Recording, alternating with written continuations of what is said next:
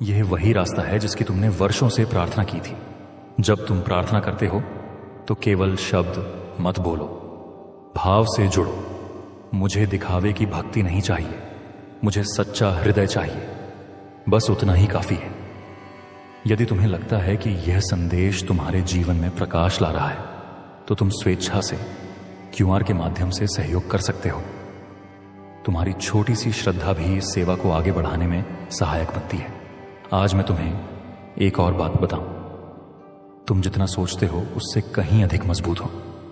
तुमने जितनी चुनौतियां पार की हैं वे किसी साधारण आत्मा के बस की बात नहीं थी।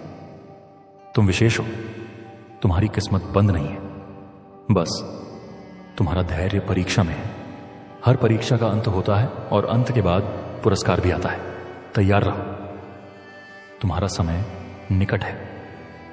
जब भी तुम्हें लगे कि सब खत्म हो गया तो अपनी सांसों पर ध्यान दो।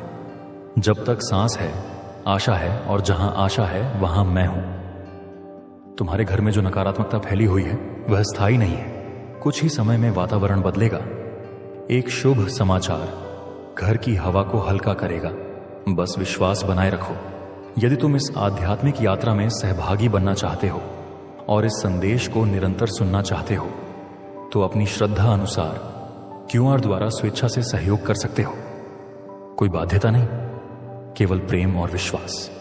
अब सुनो, तुम्हारे जीवन में जो ठहराव है वह अंत नहीं है। यह उस तूफान से पहले की शांति है जो तुम्हारे भाग्य को नई दिशा देगा।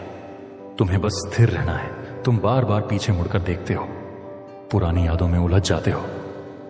जो चला गया उसे जाने दो। मैं तुम्हारे लिए नया अध्याय लिख रहा हूं। पुराने पन्नों को पकड़े रहोगे तो नई कहानी शुरू नहीं होगी। तुम्हारी सबसे बड़ी शक्ति तुम्हारा विश्वास है, पर वही सबसे अधिक डगमगाता है। जब परिस्थितियां कठिन होती हैं तुम घबरा जाते हो। आज से डर को नहीं, मुझे पकड़ो।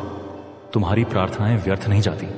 हर आंसू का हिसाब है, हर त्याग का फल है। बस समय का अंतर है। जो अभी अदृश्य है वह बहुत जल्द दृश्य होगा।